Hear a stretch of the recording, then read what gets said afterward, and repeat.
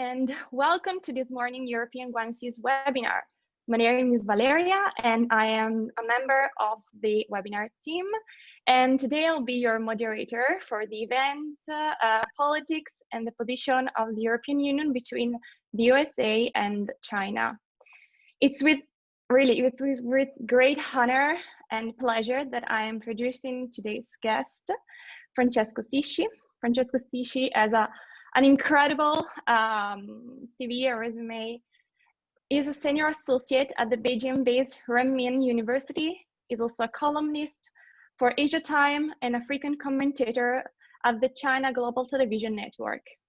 He is also a world-renowned sinologist, and he was the very first foreigner to be admitted to the graduate school of the Chinese Academy of Social Sciences, where he was awarded a PhD in Chinese classical philology and philosophy. In 2016, he was granted the very first interview with Pope Francis on China, which marked the very first time the Pope directly spoke to the Chinese people. This interview received incredible coverage in the Chinese press, thus making a first in the history of the Chinese Communist Party. Our topic today will deal with what will be the European Union's position in the years to come in the light of Biden's election, Brexit, and the COVID pandemic. Will there be one European voice? We hope you enjoy this webinar and join us for the discussion at the end. Please, Mr. Sisci. Thank you so much for the invitation, and thank you, Valeria Fappani, for the introduction. I'll be brief. I'll try to limit myself to 15 minutes, 20 minutes, so that there will be more time for your questions. Let's start with the EU. What is the EU, European Union? Now, the European Union, in fact, was an invention of the Americans. It didn't exist before that. The Americans tried to put together, build a kind of cooperation agreement for two reasons. One, prevent future destructive wars like World War I and World War II. And second, build a new resistance against a possible Soviet invasion. This was the Cold War, the beginning of the Cold War. And all along in all the decades, United States encouraged the union of the political and economic union of Europe. Things got on a different track after the fall of the Berlin Wall, because of course the USSR was no longer there. The United States thought it was the end of history, so they didn't need to care about anything. Everybody will follow the path of capitalism, and things would be easier. So there was no need for political engagement. And in this situation, European Union tried to, and actually managed to get its own currency, the euro. The Americans were not so happy with the euro, and they thought that eventually the Europeans could become some kind of political union, which eventually might even challenge the United States. Then there were also the issue, of these new former Soviet satellites, which were on the loose, had incredible goodwill with the United States. So there was a big bargain, basically, and the European unions got to retain the euro, but in return had to expand the union eastwards, getting into a union, in the market union, countries like Poland or the Czech Republic, Hungary, and so on and so forth. So this kind of made up the political challenge. On the other hand, to prove that the Europeans were not ready to be a political union, in the 90s, there was the long Yugoslavian war. the Americans didn't want to get involved with it. They didn't want to fight, but the European unions were not ready to take sides for or against Serbia, for or against Croatia, which were the two main actors, the two main players in the war. And so eventually they pushed for an American intervention. And in fact, the American intervened to avoid a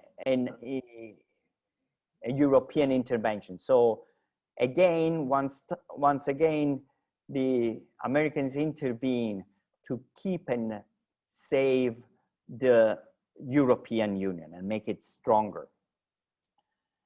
Now we can see, jumping through history, that even the Brexit, the push for Britain to get out of the European Union, and the idea of breaking the union apart, and the weakness, I would say, the political and economic weakness of Italy, all took place during the Trump administration. Trump had no love lost for the European Union. He thought the Europeans were a huge problem. He refused to shake hands with German Chancellor Angela Merkel. So he thought he would straighten the Europeans up, and also at the same time, he would manage to get a deal with the Chinese. So this was the kind of idea and the hope of the Trump administration, get the Chinese in line, and at the same time bring the Germans back to a safe place. This didn't work out. The Chinese refused to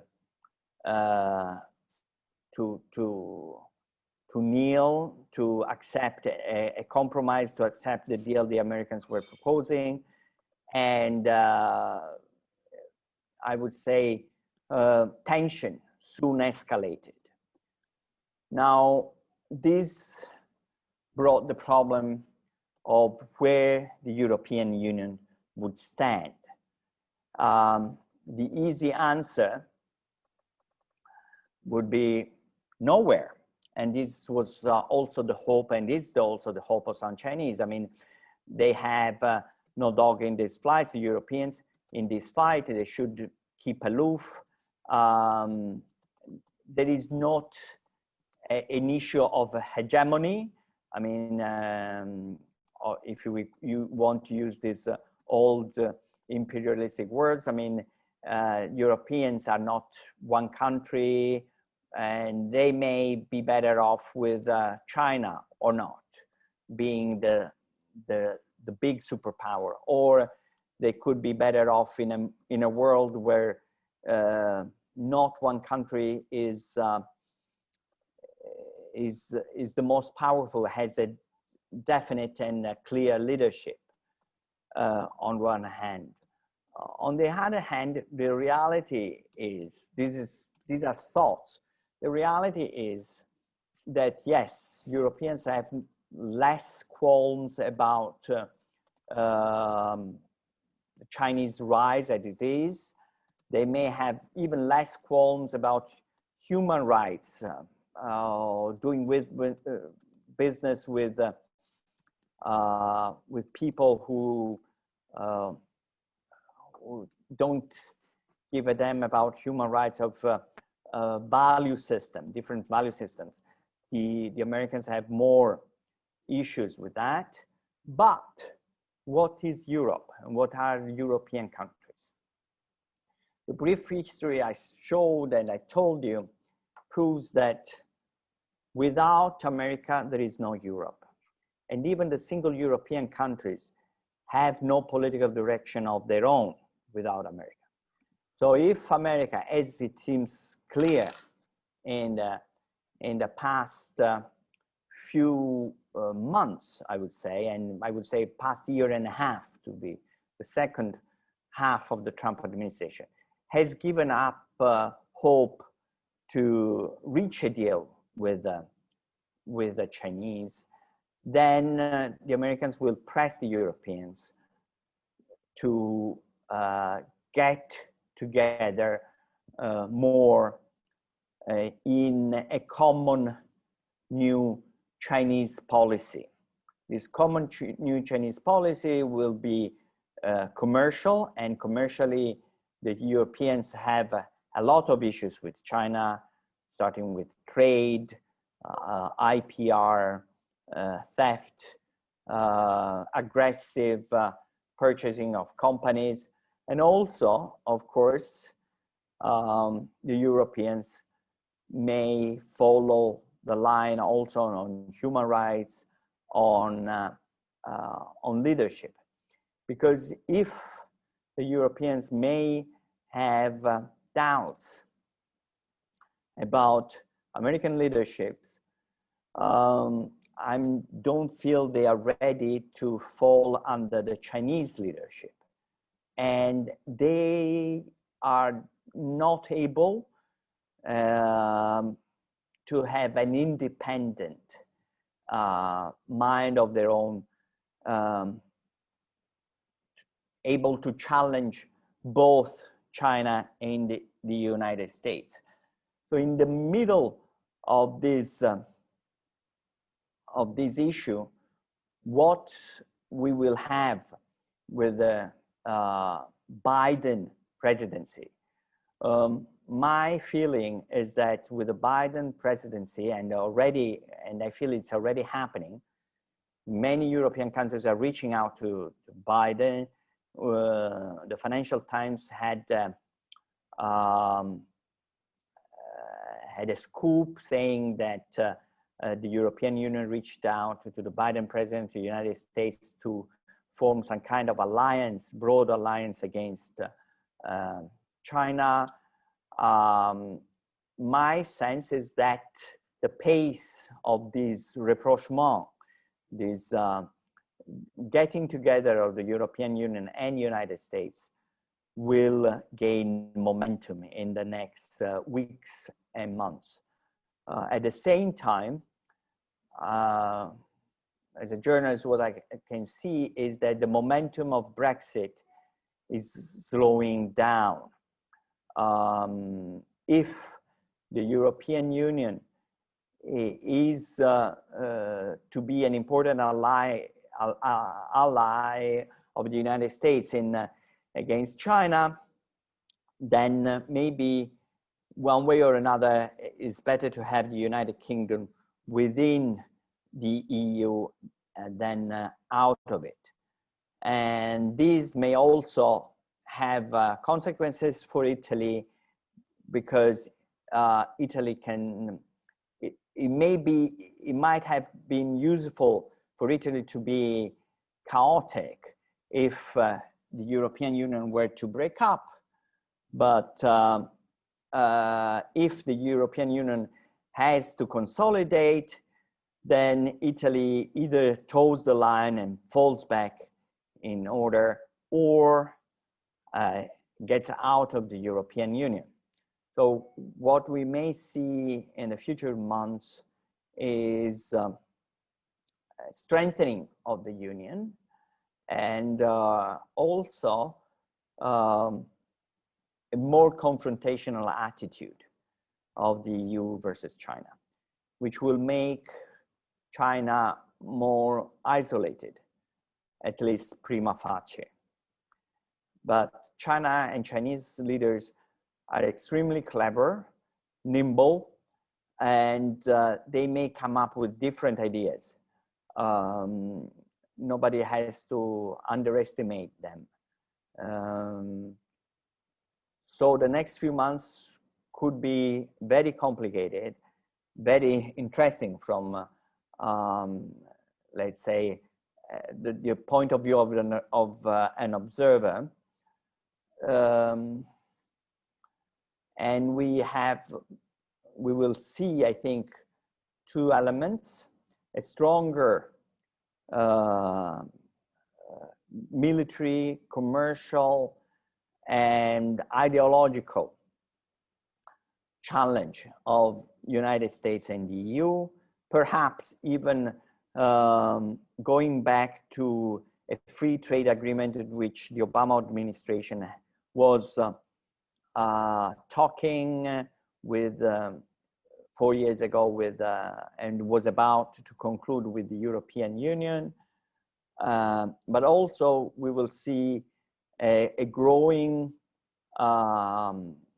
cooperation, economic, political, between European Union and some Asian countries which are American allies, such as Europe, Japan, Korea, India, of course, Australia and New Zealand. What will be the reaction of the Chinese? I don't know, but they will not be taken by surprise this time.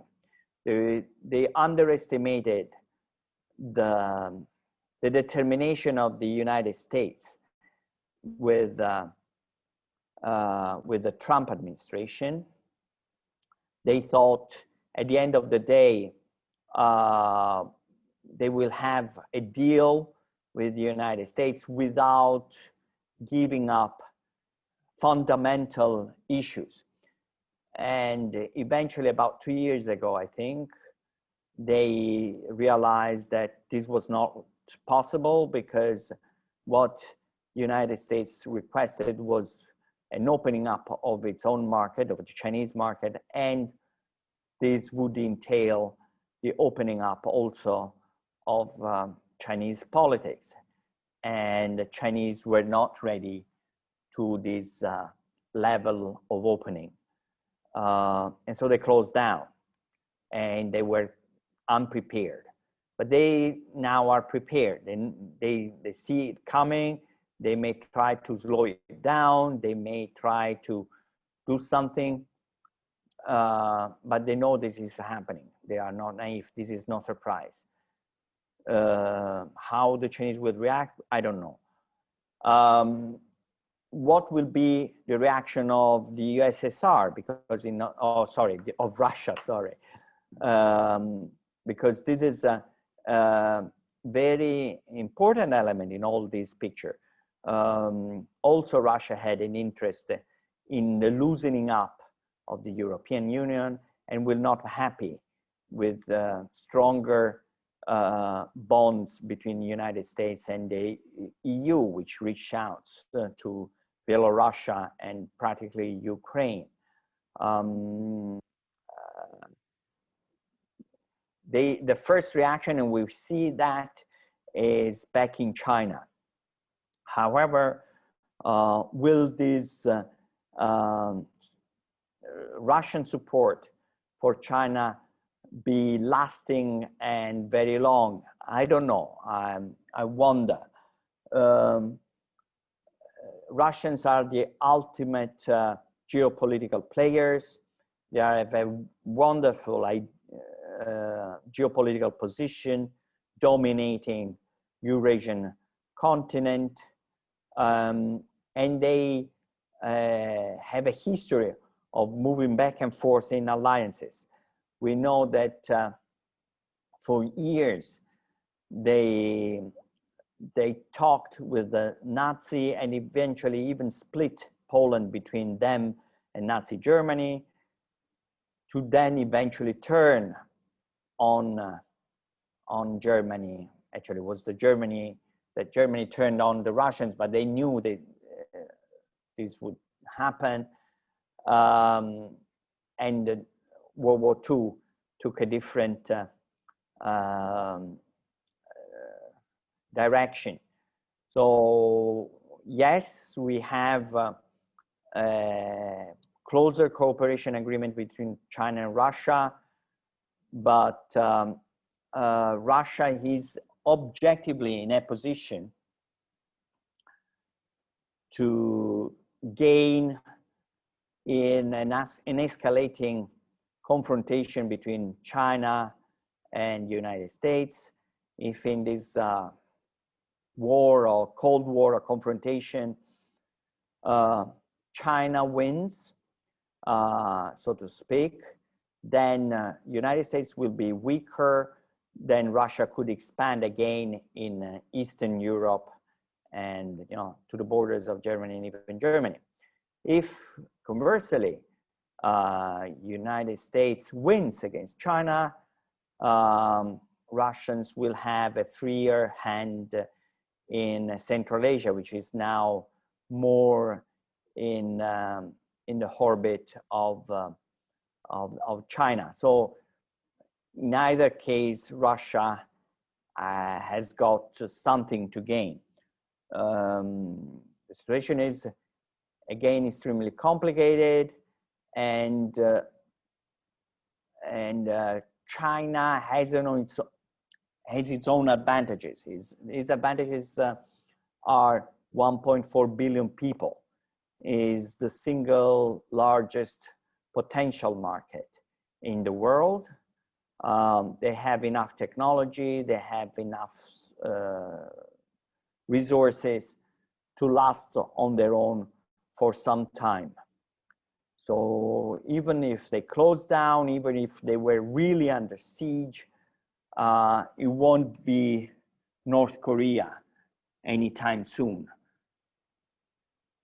Yet this calls into question how long could Chinese resist against a broad global coalition. On the other hand, how long could a global coalition of many different countries with many different agendas resist the lures of the Chinese market? Is all new, and we are here to see it. And then I would open the floor. Thank you so much. I was longer than I expected. Thank you, Mr. Sisci, for your really great insights on this really interesting topic. Before I open the floor to the public, I just have a very first question, just to warm up the audience. How much, if any, is it possible to split politics and economics in the light of the RCEP, free trade agreement that was just signed, and the strategic military alliances between Japan and Australia, and the Quad between Japan, Australia, India, and the USA? Yes, this is this is very interesting, and thank you for the question, because this is two crucial moves that tell us that lines are not clearly defined yet. There are lots of moving pieces. The new RCEP agreement is very interesting. However, and politically significant, because it signals that United States missed a few steps there and was absent and was thinking in a way that was too simplistic and too bilateral. And this is not going to work with China, or I would say in the present world. So, however, having said that, the RCEP is not so full of content. It's not so full of content for several reasons. I would say, first, the leading country is of the agreement were ASEAN, which are traditionally US allies. And yes, now in the agreement there is China, and China makes up for most of the GDP of the agreement.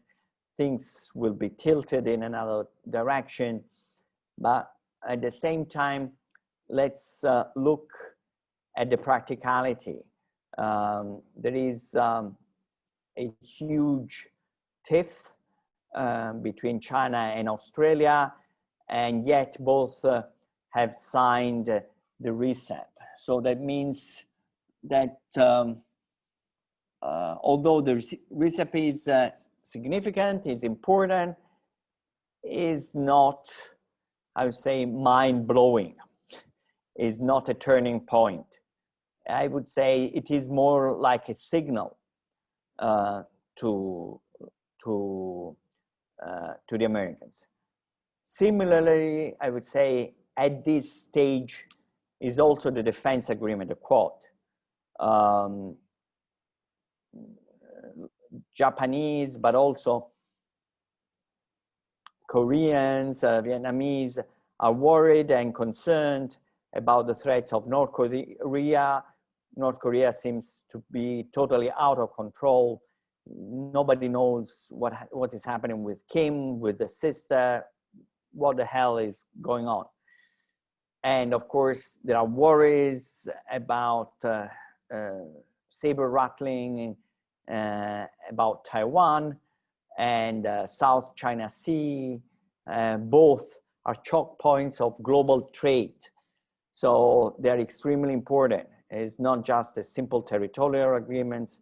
This can change the security of all the countries in the region. So the people are very, very concerned. And but although they are concerned, they are not ready to burn their bridges with China. Things are still moving there. We have to see where it goes.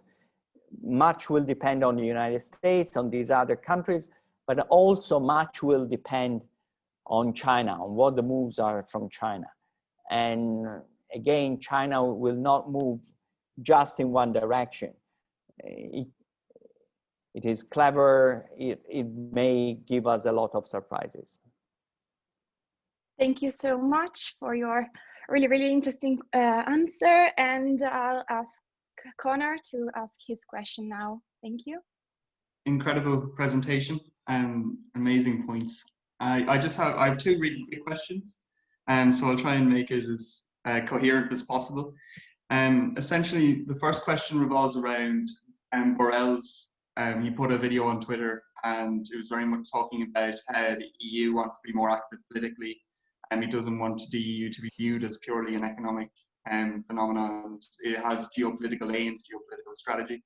So essentially, with the EU sort of focus on multilateralism, and I started to bring in the hegemony kind of argument, but the EU clearly wants a multipolar world, or one where the EU has significant influence.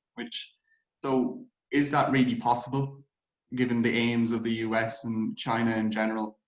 And also then the second question, a bit more concrete, would be the difference in approach. So the US appears to view the European Union and interacts with the European Union as one coherent entity, whereas China is very much more focused on it. It doesn't really see the European Union as, it doesn't really recognize the European Union, and much more prefers to integrate with individual member states and deal with them on a state-to-state basis, rather than, unless it's the investment agreements. But so I was just wondering what impact that will have in terms of getting a coherent European response that will either go towards the US or go towards China. There are two things, you know. Will the European Union be ever an independent country with an independent mind? Will there be as a telephone number that European Union will answer? I don't know, but at the moment it doesn't exist. It had 30 years to build this telephone line. It didn't build it. It had 10 years to intervene independently in Yugoslavia. It didn't. The Americans were very reluctant to be dragged into a war which had nothing to do with them. But eventually they had to fight it because the Europeans didn't want to fight, to be there in first place, and also they wanted it to resolve. They didn't want this issue to fester forever. So two things, and the Americans didn't care either way. So they intervened to save the European Union again. So will this now happen now? I doubt it. I doubt strongly. In the face of strong threats, it didn't happen. When United States was looking the other way, it didn't happen. Will it happen now? I don't think so. I don't think so because of also several reasons. Germans, right or wrong, are afraid of their political goals and their political ambition. They want to be protected politically by the European Union with strong ties with the United States. This, I feel deep in their soul, is a way of feeling protected from outside risks, but also internal risks. You know, they don't want to turn into what they were. The British, I don't think the British want to be dominated by EU bureaucracy. They want more bargaining leeway with the Europeans, but they don't want to fall under a strong European leadership. And although they are about to exit the EU, they are still there. France is the country with a lot of ambition, a lot of political ambition, and rightly so, but they don't have the economic muscle or the demographic muscle to back it up. Spain, it's ambition again, but it wants to play on many different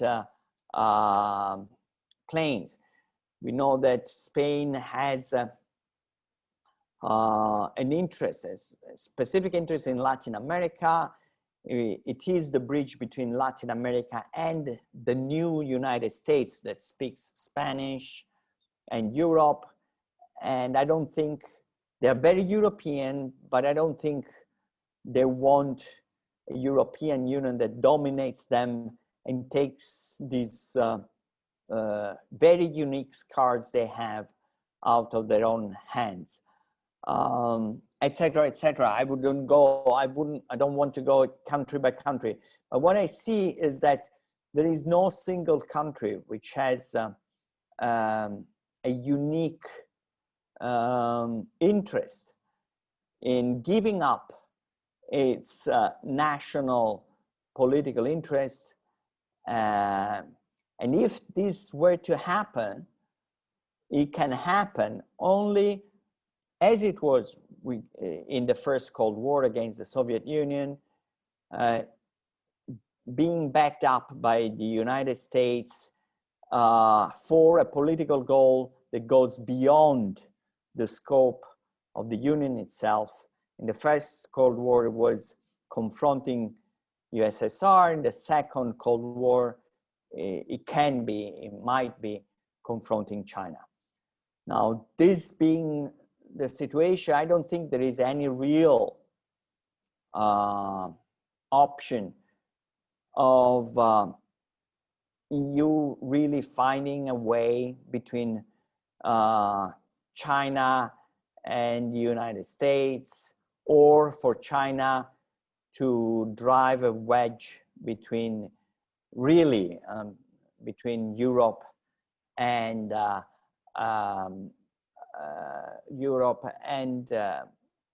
United States. Trade is important. Money makes the world go round. Yes, definitely. But at the end of the day, if people go to war, especially modern wars, is not out of economic calculation of trade benefits. It's for bigger goals. In fact, now wars the cost of war far outweighs the benefits of war. Modern wars are immensely costly. And we know World War I, World War II, and even the Cold War destroyed massive amounts of money. Because at the end of the day, political, strategic values are more important if push come to shove than trade. China has trade on its side. Trade is important. However, China, if it's going to play the trade card, it needs to back it up with other cards to make it move, to get more traction. There must be values, there must be strategic benefits, there must be, I think, political reforms and market openings. If this doesn't happen, or if this doesn't happen fast enough and in a sizable quantity, I mean, if they don't open enough their market and they don't open enough their politics, I don't think this is going to get much traction either in Europe or in the United States or in Asia itself. But we shall see. We had Boris, who was the next in line for asking their question. Thank you for your detailed explanation about the EU situation. And do you think EU is in the passive role in the US and China diplomacy? Because you have mentioned you have a dilemma about the diplomacy. You also have stated many countries do not want to give up the national perspective to collab with China and USA. For example, they cooperate with China. For example, Russians have cooperated with China in BRIC. And do you think that also USA is proactive to lift the agreements from the international cooperation? For example, the environment agreements, and the Trump led the USA to be nationalism and protectionism. Do you think that the multi-regional cooperation will strengthen the bond for both EU and China, and USA will lose the benefits for the leading in the world? No, I don't think so. No, I don't think so. This is the starting point. The EU is not an independent entity. It's an American invention. And all along in the past 70 years, the EU lived because of America. Without America, there was no Europe. This is, in a way, I live in China, I know, but reality is reality. Wishes are wishes. Europe doesn't exist without America. It doesn't, simply doesn't. It was not invented, it didn't exist. The enlargement was because of the United States. The war in Yugoslavia was by the United States was because the Americans invented. So this is nonsense. It doesn't exist. It's just false that, you know, is this color white? No, it's black. The Europe is, as an independent entity, cannot exist.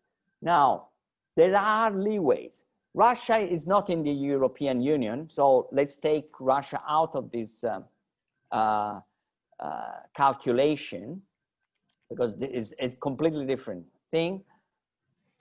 There is leeway. There are bargains which can be made, but these bargains cannot be just trade. Trade, nobody's gonna buy trade anymore. Simple trade has got its limits. Environment is interesting. Environment is important, and here we have one element which, in theory, the European Union and in China are together. However, the Biden administration may change and has already signaled that it will change its position. There could be more cooperation between European Union and United States on environment, plus on the environment, many Europeans and Americans have doubts about the real intentions of China. This could become a matter of contention because as the United States has already signaled, they are not happy only with Chinese pledges. They want to verify the pledges. Now, if China and the European Union and United States were to reach an agreement on the environment, the United States, I think they will be quite forceful in asking for verification agreements. Is China happy to give free access to United States, to American inspectors to go through all the Chinese economic system and verify how much they really pollute? I wonder, because environment is not environment, it's an issue of political industry. That is, how much production does this factory and that factory, what is the material going into that factory, and what is the other material? So basically, it would be a blank check to the United States to go through whole of China and check what China does with its industry.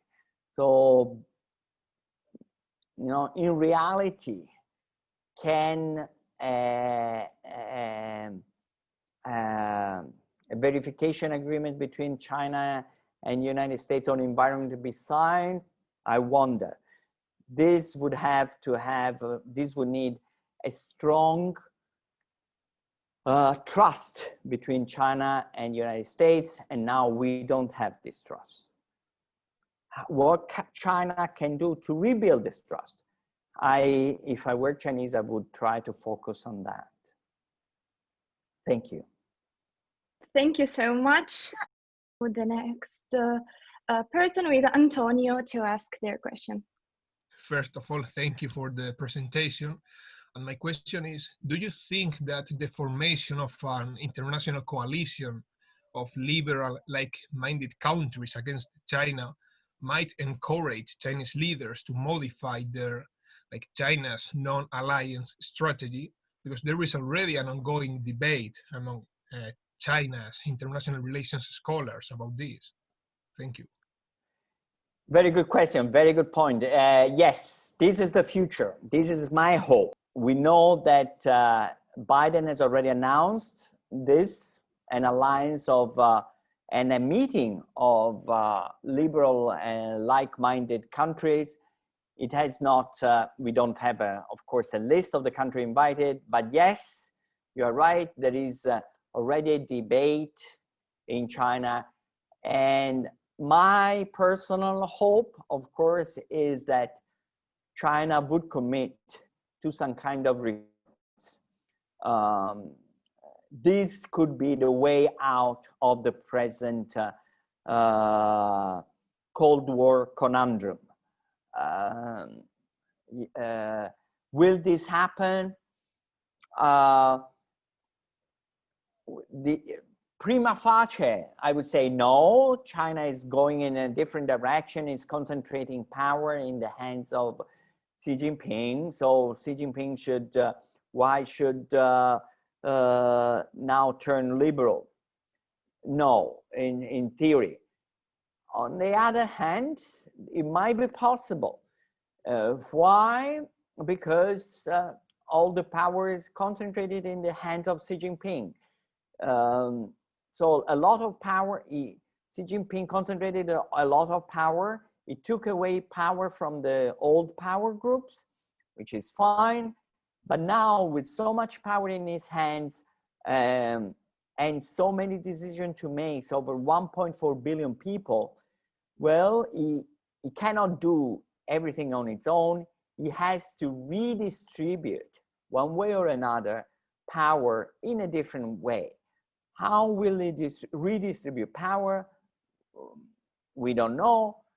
it may not redistribute power. I mean, but there is one possibility, because also Chinese are not ideological, they are realists, they are survivors. And yes, they're doing fine, yes, they're doing well, but confronting a coalition of Europeans, Americans, Asian countries, plus India, I mean, they are far, dwarfed in this even theoretical confrontation. So I can see that now there is a lot of soul searching in China, and we shall see what's happening there. Yes, Antonio, very good. Thank you. Okay, next we have Ilaria, and she asked me to read it to you. So she asks, how will the Biden administration change the relations between the EU and China, specifically looking at the relations also with Taiwan and Hong Kong? I don't see a sudden change, but I can see a progressive shift, more reaction to what China is doing, both in Hong Kong and in Taiwan. If China is gonna send its navies on the Taiwan Straits, yes, European countries will react. How will react? Of course, in our countries, the first reaction is the press, startle in the media, the common people, and then that would be backing more political backing for Taiwan, which could be dangerous and of course against China's interest. Similar things could happen in Hong Kong. If Beijing is going to press the Hong Kong issue too hard and too harshly and too rushly, is going to change the mood also in Europe. However, having said that, we have to pay attention, because this is not happening extremely fast so far. Both the majority of people in Taiwan and the majority of people in Hong Kong, yes, they are not happy with the situation with China, but they don't want to get to a showdown with China at the moment. So there is still a lot of movements. We can see a lot of movements there. Next, we have Alexis. Good morning. Thank you very much for the presentation. It was very insightful. So I have a pretty broad question drawing on your philosophy background, and I would like to have your view on how those Chinese philosophical traditions inform China's strategy towards the EU. Thank you very much. Yeah, thank you for the question, for these long forgotten studies. I would say that in the 90s and even later, the simple idea of China was the strategy of the three kingdoms. That is, help strengthen the European Union, so that the conflict between the European Union and United States would create more space for China to emerge. This was the strategy that even Mao Zedong applied during the Civil War. I mean, before the Japanese invasion in 1937, basically the communists were annihilated. Then the Japanese intervened, and in the clash between the Kuomintang, the nationalists, and the Japanese, the Chinese communists found ways to wiggle a greater space between the two. And eventually they emerged as winners against both the nationalists, the Japanese and the nationalists. So in simple terms, I would say that in the 90s and the 20s, this was some kind of idea. I mean, China needed more wiggle space, so they thought friction between European Union and US would help them. However, I think they misunderstood the nature of the tiffs, the tussle between United States and Europe. I mean, the tussle was trade and economics, extremely important, very delicate. However, it was never a challenge. There was never a challenge, a European challenge to American predominance. There was never a European independent defense out of the umbrella of NATO. There was never a unified political European intervention, say in Africa, where really things matter a lot for the European Union. It never took off the ground. So I think they misunderstood the nature, and by misunderstanding the nature, they also misunderstood what they should have done and what they should be at the time. Now, will they understand better the nature of the relationship between Europe and America? Will they understand better the pivotal role of the United States in the global order? I don't know. I would hope so, because it is crucial for China to understand very well and very properly how the world really works. And it's not just United States versus China issue. It is a bigger, more complicated issue.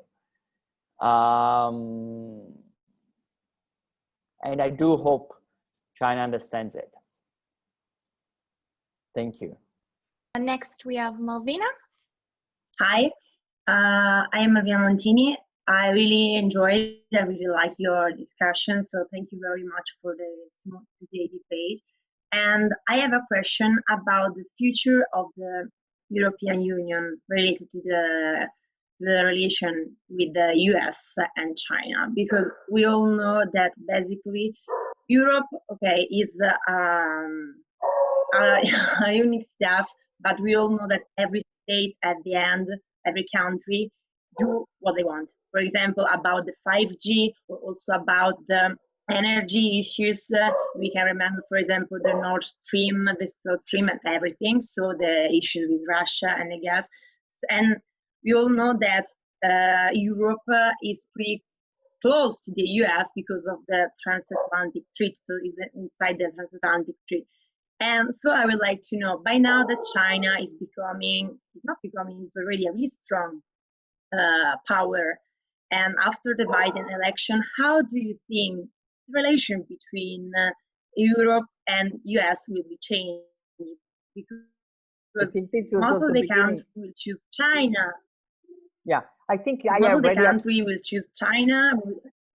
Yeah, okay. I think I already addressed this question. I don't think that any country, not a single country, will choose China.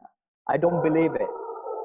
5G and North and South Streams are two different issues. Let me say, North and South Stream, these are issues of energies. At one point, Europe, and especially Germany, needed energy. And at the time, United States was not a net exporter of energy. It now has become recently a net exporter again because of shale gas. But at the time, it didn't have enough energy, and the Middle East was complicated, and there were complications. Nobody was sure about the future of carbon, and then there was an issue that a very complicated issue that Russia was extremely weak. So you had to make Russia feel safer, gain some trust, and so to get some bargaining position. So this was a complex, very complicated game in which the European Union, or some countries, decided to go, and Germany namely, decided to go ahead and hook up with the Russians to feel safer, to have more bargaining chips with Russia, to feel more independent from the unstable Middle East, and with the United States, which could not provide anything. 5G is a completely different kettle of fish. 5G, what is complicated at 5G is that it's a dual technology, very dual technology. It is both civil and military. Yeah. So if the United States says, don't use the 5G because this is military, and if you use the 5G, I will take you out of NATO, then what, I mean, this is in a nutshell, you know, to make it very rough. What can you do? I mean, oh, but I spent so much money on 5G. Yes, you spend so much money on 5G, but it's cheaper to throw it away than to build a new defense system, build a new internal security system, than just waste the money on the 5G. At the end of the day, this is the issue. 5G and Huawei is an issue of internal and external security, and Europeans don't have a defense, don't want to spend on defense, don't want to spend on their own security, internal security. And for internal security and external security, all European countries rely on the United States. This is the reality. Are European countries willing to spend 3%, 4% of their GDP on defense and security? Because this would be to upgrade their system. No, they are complaining about a little teacup of going up to 2%, mostly, you know, soar around 1%. So this is not happening. And this is a very practical issue why the European Union will incrementally move out of the Chinese relationship. Because if more technologies have security impact, if more technologies have broader political significance, they will fall with the United States and not with China. So I think there won't be much progress there. Okay. Next question. Hypothetically speaking, if the EU was to reach strategic autonomy, whatever they may entail, would you say China thinks of it as a defeat? I usually don't deal in totally hypothetical things. So this to me means I don't see 1 in a million possibility of that. Maybe another question, since this was so short. Maybe if it was reworded in a different way, because there is discussion in academia about the possibility of a European superstate. And I think in this instance, if there was a superstate, and then to bring in Nicholas's question in that regard, would China see that as a defeat? Well, let me rephrase it. Sorry to interrupt. There could be a superstate only if United States decides so. And if it decides so, it won't be against the United States. You see what I mean? I mean, otherwise, we are just speaking of Mars. I don't see any real possibility of a European superstate against the United States. The last to try it was Napoleon and failed it. I don't see it happening now. The last question from Janlin. Okay, thank you for your excellent presentation. And I just have one follow-up question. Since you mentioned that no country would choose China if in Europe. Yeah. No okay, European country. Yeah. So in Europe, no country will choose China if the competition between the States and China fully bloom out. So I was wondering why there's no major Western country taking a more like progressive action on human rights issues towards China, since if no European country would choose China. Yeah, very good question. Because as we said at the beginning, there is not a full alignment.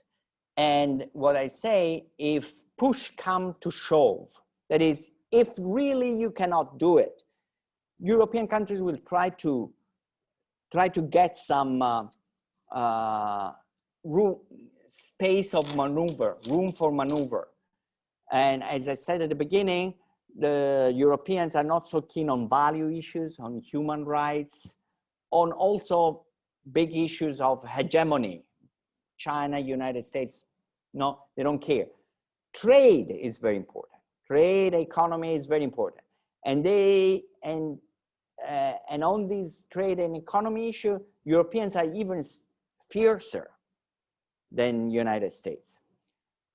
Having said that, the European security, internal and external, depends almost totally by the United States. And the Europeans do not want to spend the money for their own police or for their own army. So they have delegated 70 years ago, and they have not given it up, this to the United States. Even now, even today, migration, immigrants, the flow of migrants, the Italian police, the Spanish police have to rely on information coming from the United States. The Italian police, the Spanish police, the Portuguese police would not work without the support of the United States. So you think of two different countries? No, it's more complicated than that. Do you think that you can break up, drive a wedge between United States and Europe? Impossible. Impossible. Nobody can. Not China, not Africa, not Russia. Nobody can. On single issues, difference of opinions, lots of differences, lots of difference. However, if the confrontation becomes strong and harsh, no question asked. No question asked. So in my way of thinking, China played badly in the past 20 years, the European cards.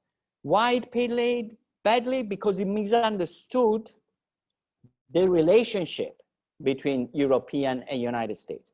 What it should have done is to get Europe to help China talk to the United States and to get Europe to help China become more democratic and liberal. Because Europeans are less ideological, more practical, and through them help build a better relationship with the United States. Conversely, China tried to play breakup policy, which apparently didn't work. And it didn't work because they misunderstood, I think. Personally, I had many discussions for 20 years with, for over 20 years with lots of Chinese friends about this. This crucial bond. It is like chemistry. I'm sure you know chemistry much better than I do. If you want to break a solid cell, you have to understand how the cell really works. And then you can know how this entity can help you. So now is a time, I would say, for China to rethink not just the relationship with the United States, but the global order. Thank you very, very much. Unfortunately, we've run out of time, so thank you so much, Mr. Sisci. It was great. It was very interesting. It gave us a lot of thoughts and new ways of seeing events and new insights, and it was really, really great. So I thank you, really. I'm here also to thank all our participants. Thank you for the discussion, which was really, really, really interesting. Unfortunately, we've run out of time, but I just want to add, please stay tuned on our events page on the European Guanxi website. And our next webinar will be about Chinese philosophy, which is a topic that also came up today. And so thank you so much for being here. Thank you.